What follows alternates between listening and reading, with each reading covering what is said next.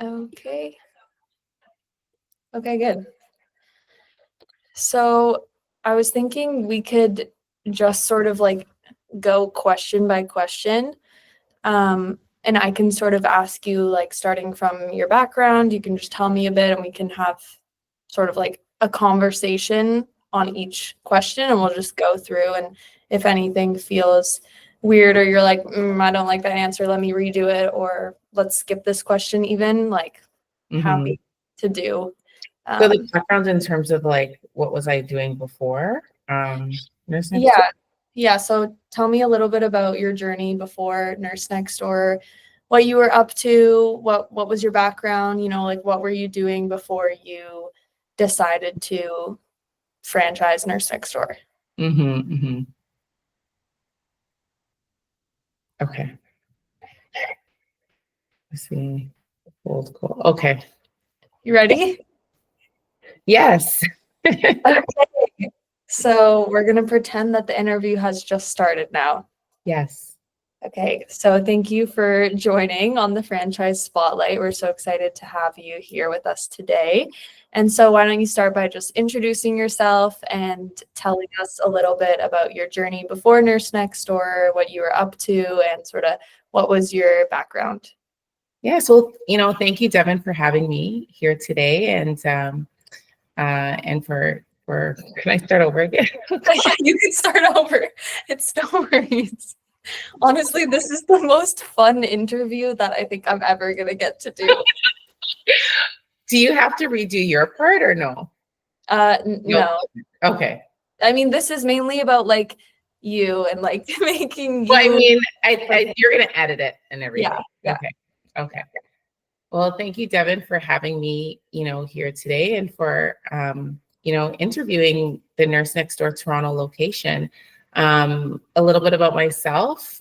Before I started Nurse Next Door, I have a business degree in finance and international business, and I was previously working for banks here in Canada and also loyalty companies in product development. So,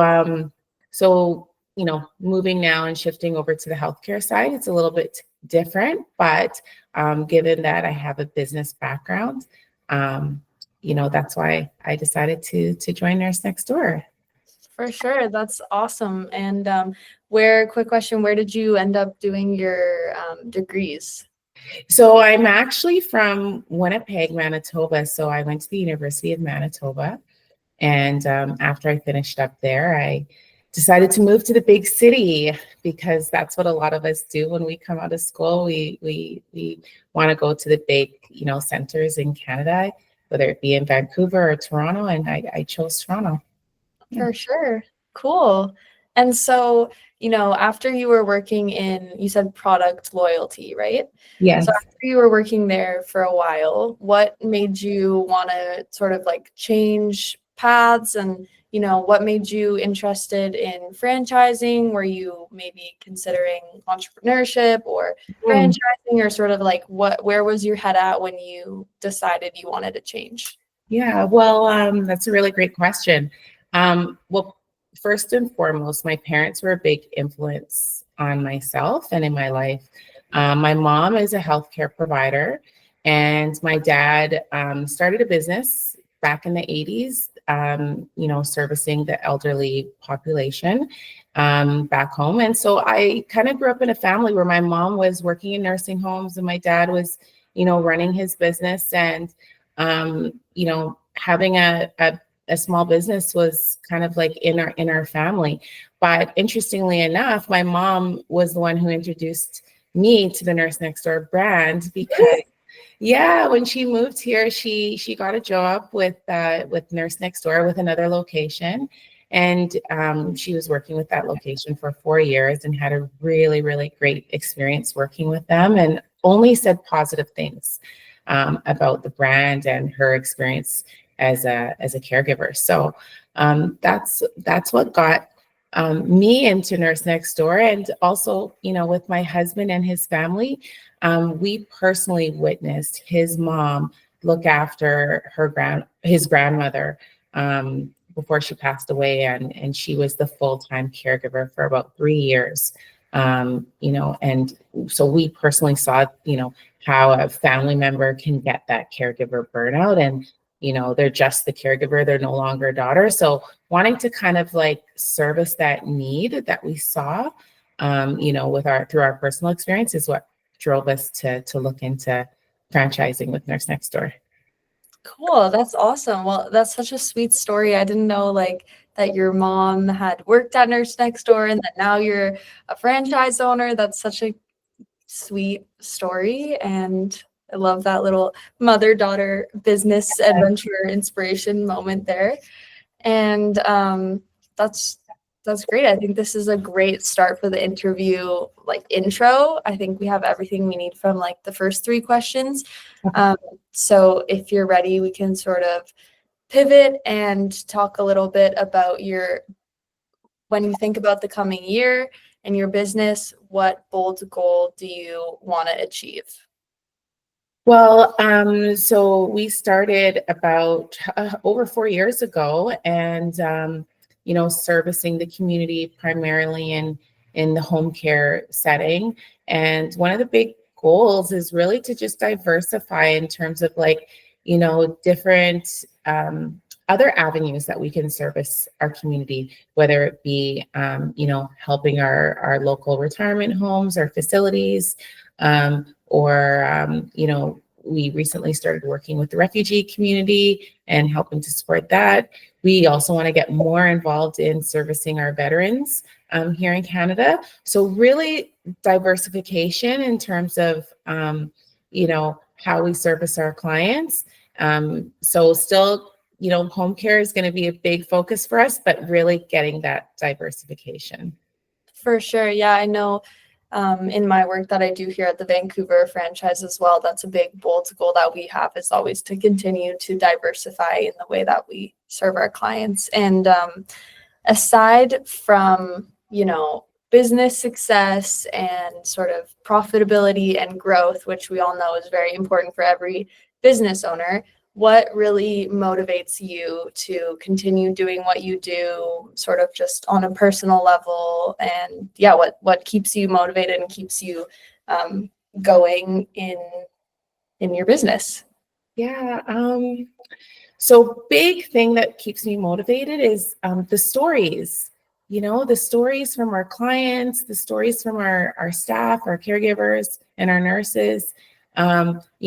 Hearing a daughter or a sibling say, working with Nurse Next Door is really giving me that rest that I needed, and didn't make me feel alone. I felt so well supported in a time of need, a time where I didn't even know how to navigate, the healthcare system or all of that. So really when I go into someone's home and I see a client just happy with their caregiver, happy with their service, that's really what motivates me, because that means that we're really making a difference in our community. For sure. I love that. And that sort of leads me to another question, which is, do you have a favorite happier aging story? Or, I'm sure there's probably a lot of different ones, since that's in the nature of what we do at Nurse Next Door, but do you have a favorite one that comes to mind, or any that you want to share? There's a couple. So I'll say 2. So there's one lady that we are currently looking after. We started looking after her husband, and then we looked after him until he passed away, and now we're looking after her. But what really makes it special with her is she's lived in her own home, in her current home, since she was born. So she's been there her whole entire life, grew up with her family. When she got married, stayed there with her husband. And she really just wants to stay in her home, but she's also so engaged in the community that, how she uses our services is, we have the caregivers go out with her, go to the meat shop, go to the flower shop. She goes and gets her nails done. Sometimes our caregivers paint her nails for her at home, which is really special. So, we started out with just a few times a week with her, 4 hours a day, a few times a week, to now all around care for her, and she's in her 90s. So that just sums up like what we do, connecting with the community and connecting with our clients. For sure. And also just the fact that, it's super cool to say that she was born in that house and now in her 90s, she's still able to live in that same house because of the support that you guys are able to provide her. I think that's challenging within itself for sure. Yes. And just, I wanted to share another story because it was also a little bit different. There was a gentleman that we were looking after, and, he came to us, not because he needed the support in his home. He already had some support at home, but he was going twice a week to like a spa kind of club where he would, have social events with other executives in his area of business. And part of that experience was also like going into hot sauna. And so he came to the point where he could no longer go into the hot sauna, and chit chat with the guys or whatever on his own. So he asked us to support him with 2 male caregivers to assist him to go into the hot sauna with him twice a week. And he had a sauna at home, but this was like his social outing to like go chit chat with the guys, chit chat with his, the male caregivers that we were supporting him with.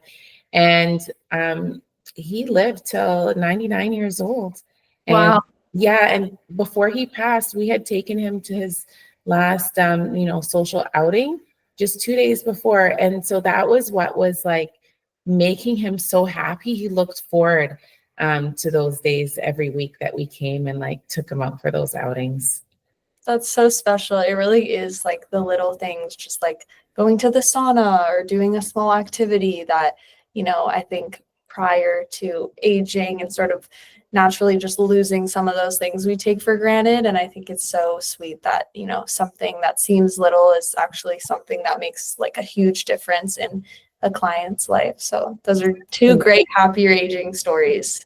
And what I'd like to say is that, what we really strive to do is to like understand, whatever it is that makes the client happy, right? And like hone in on that, because when you're happy, that affects your physical health, your emotional health, your mental health, everything, right? So we really try to understand our clients and hone in on what makes them happy. That's awesome. And a little bit, I guess, so, that sort of answers your favorite part of what you do. It sounds like that's something you really love about the job and being a Nurse Next Door partner. But is there anything else that sort of you haven't touched on that is, a favorite part of what you do day to day? Favorite part of what I do day to day? I don't have anything. No worries. I'll take that part out. I feel like you sort of answered that throughout the other questions by being like, it's, that feeling that I get to see or knowing that I've made the clients. Yeah. So, but just want to skip over it. Okay. And so lastly, one of the last things I wanted to dive in a little bit, which I think, a lot of other franchise partners would want to hear and potentially relate to, is what's sort of the biggest challenge you're facing in your business right now? So this is a big challenge, but I would say it's an ongoing kind of, I would say, challenge. So, we don't really have the challenge here in our market to like find people who want to work with Nurse Next Door. But sometimes we get challenged on finding really great people who get our vision and get what we're trying to do, which is to like make lives better and get people back to doing what they love. So what I would say is like sometimes where it can get challenging is finding that perfect match for people, right? Because it's not just a staffing agency where, okay, you need, female caregiver, and then, okay, this client needs a female caregiver and it's like a match.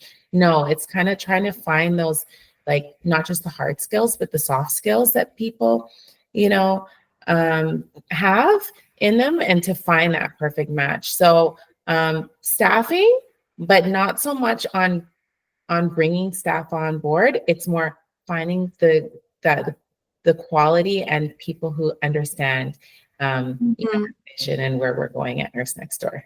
I know what you mean. I think it's really interesting because, a lot of our caregivers, even in Vancouver, come from, jobs where they're previously working in a hospital, or they're working in settings where they don't have as much time one-on-one with like a repetitive client where they get to use those soft skills and build those relationships. So Right. it's definitely, an extra skill that we look for in, it's essential to what we deliver at Nurse Next Door. So I think a lot of people will, relate on that one.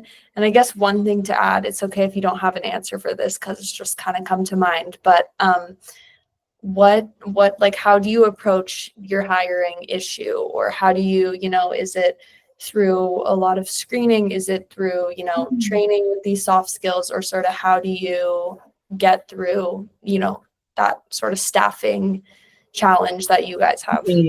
Well, I always believe that some things you can train.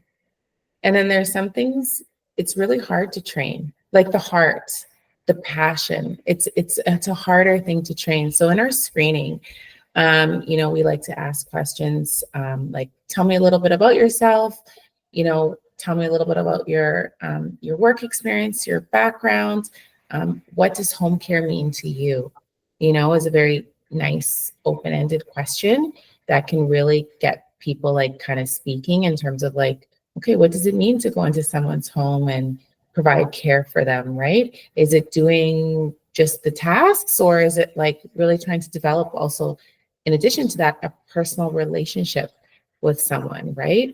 A lot of times, like, when clients are having a great experience with the caregiver, they'll say things like, well, this caregiver, she anticipates my needs even before I even can think of them. It's like she knows what I want before I even think of it, right? Or this person is, always on time, so much so they even come a little bit early, and they're always like ready there to like help me, because those little things that we take for granted, like, taking out the trash, right? Or making your bed, for us, it's really easy, right? We just do it like, 2 minutes and it's done. But for a senior who's moving very slow, or doesn't have the strength and the full ability to do it, or they have a walker, it becomes a very daunting task. So finding people who kind of understand that home care, because it is very, very different than working in a facility. For sure. I think that's all sort of goes into like how we can deliver that wow client experience, wow customer experience, is through, having caregivers who really believe in our mission and pay attention to all those little details and nuance. So I think that's great. And I guess one last question as well. I know I keep springing on new questions that you haven't had a chance to look over, so you're probably like, stop it. Okay. But I just wanted to also ask you, if, someone was to come into Nurse Next Door, come into the system or the franchise as a new owner, new partner, what advice would you give them? Well, one thing that I love about Nurse Next Door and the system that they've created here is that system of partnership, right? So there's partners all across Canada and in the US, and people come from, different backgrounds, different experiences, and they also come from different markets locally, right?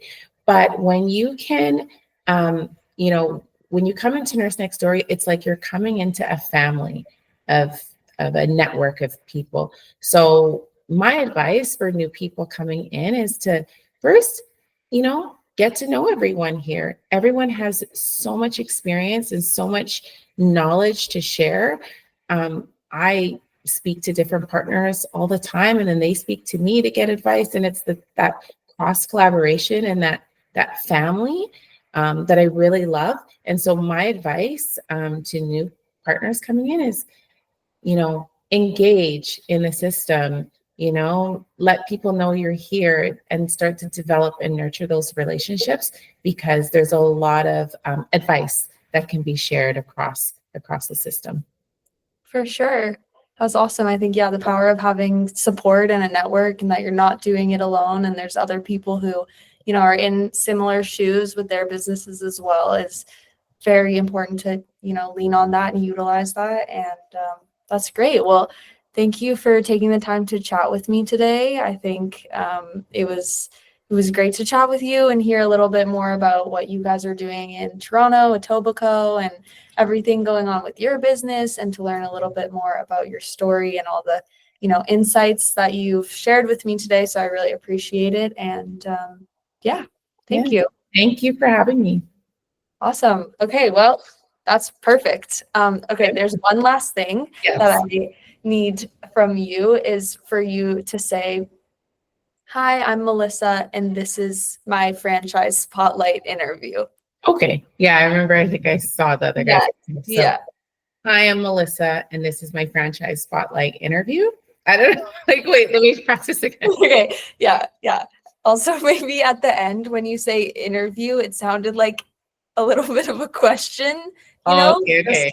So yeah, you're like, it's my interview. It is your interview. You got it. Okay, so let me practice again. Hi, my name is Mellisa, and this is my spotlight interview. Perfect. That's great. Okay. That's great. Okay, well, I will edit this, and I will also Wait, did you do it already? Oh yeah. Oh, okay. Yeah, this whole time it's been like recording. And okay. Do you need me to do it one more time? Sure. Do you want to do it one more time? One more take? Okay. Hi, my name is Mellisa. Sorry, I'm going to do it. Sounds like you use car sales. All right. Okay. Hi, my name is Mellisa, and this is my spotlight interview. Let me do it one more time. Yeah, do it one more time. Okay, and also, could you say franchise spotlight interview? Okay. Hi, my name is Mellisa, and this is my franchise spotlight interview. Do you feel good about that one? I think they're all good. I think so. Yeah, I think it's all good. And yeah, so thank you so much. I'm going to edit it. So basically I've recorded like our whole call, and I'll edit out the parts where we're like, oh, redo this, or I say like, oh, can I ask you one more question? You know, I'm going to make it flow and seem sort of like, yeah, just, and I'll add some background music, some captions. Do I need to come in and sit down? Sure. Yeah. I'd love that. Okay. Yeah. So any other ideas you have, just go for it.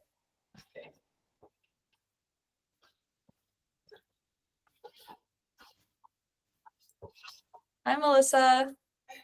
Hi, Devin. How are you? Good. How are you? Great. Okay. I think that was actually a really good intro. Okay. Okay. Yeah. Is there any other things you want to sort of add to the interview? I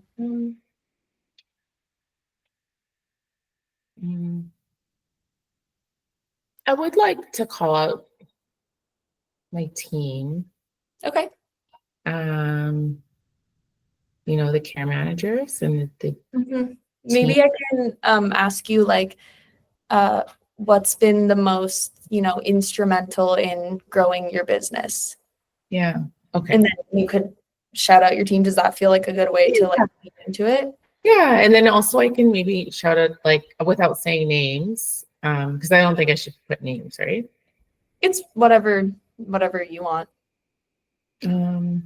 Maybe I won't shout out the names specifically, but I'll like even like some key caregivers, I won't shout their names, which is how they're so passionate and they know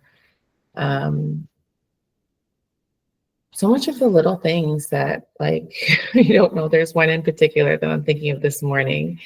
And she's like an A plus. Yeah. Okay. That's awesome. Okay. Well, yeah. So what has been the most instrumental in sort of, you know, helping you grow your business and serving your community in Toronto? It hands down, it's my team. of care managers. We are a small team of 3, but such a powerful team. They're so incredibly smart and knowledgeable in both nursing and business, background as well. And yeah, I wouldn't be anywhere, or I wouldn't have anything without, my care managers and my staff. We have some amazing staff as well. Some like A+ caregivers and nurses. There's one caregiver in particular that I'm thinking of, and she's so passionate about what she does. And she knows all those little things for the client, even when the client can't speak on behalf of themselves, she's able to, share some things on behalf of the client. So it's hands down my staff. I've been so incredibly blessed to be working with the staff that I have right now. That's awesome. Okay. Perfect. Last call. Any other things you want to add? I think everything's good. So yeah. sunny here outside in Toronto. It's so Love beautiful. it. Honestly, it's so sunny in Vancouver too. I don't know if you can see Oh, this. nice. Yes. That's pretty much how it is here. It's just a little colder today, but that's okay. Yeah, I bet. Okay, well, I hope you have a great rest of your day and enjoy the sunshine. And it was nice to get to know you a little bit and chat, and hopefully we'll chat another time soon. Sounds good. And when will this be ready, kind of approximately? Yeah, so I'll send it to you by Friday, end of day. Okay. So for your vacation. Yeah, pretty quick turnaround. I'm gonna have it finished and edited. So I can send it to you on Friday, and then I will leave the video sort of with Paul and Carla sort of to like roll it out to the system on Care Central while I'm away and stuff. So if there's any other questions as well when I'm gone, feel free to just reach out to them, but I'll send it to you by end of this week for sure. Okay. And how are you feeling, Devin? Because I know you're going to the Philippines and you said your partner is Filipino. Like, how are you feeling about everything that happened so close to home? Yeah, it was honestly pretty scary. I was actually at the event.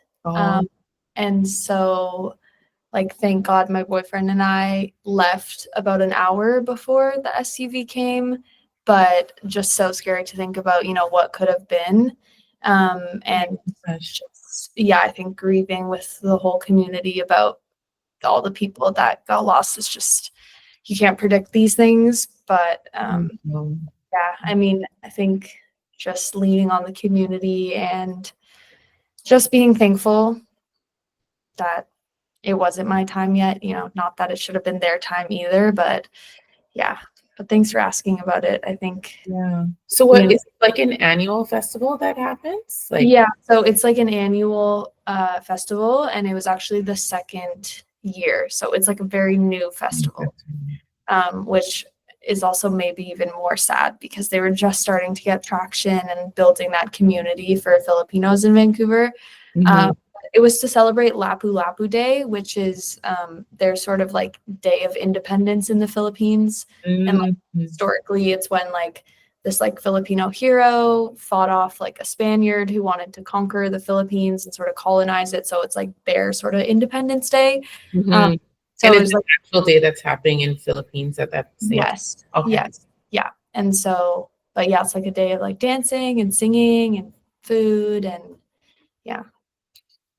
Yeah, because a good friend of mine that I went to high school with, he lives in Vancouver and he's in Philippines right now and he's posting on social media. And I'm like, I wish you took me in your suitcase. I really want to go.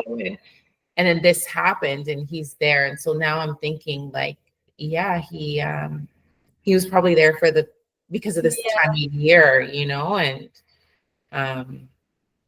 it's just incredibly sad. And it looked like the person who did it was also Filipino. I think he was.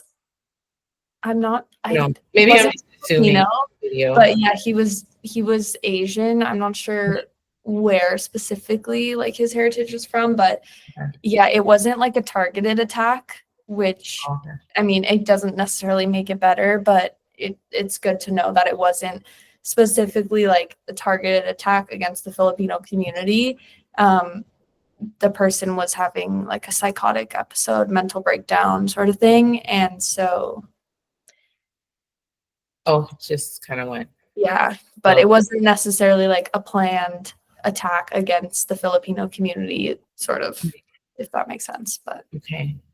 yeah, but thanks for asking about it. I think everyone's, going through it, but it's good to talk about it, and I really appreciate you asking. Yeah, and safe travels. Thank you. Patient. Don't try to think too much about this, and just live every day, to the fullest is what I would say. Yeah. Yeah. Thank you. Thanks. Okay. Thanks, Nice Devin. talking to you. Thank you. Have a good rest of your day. You too. Bye.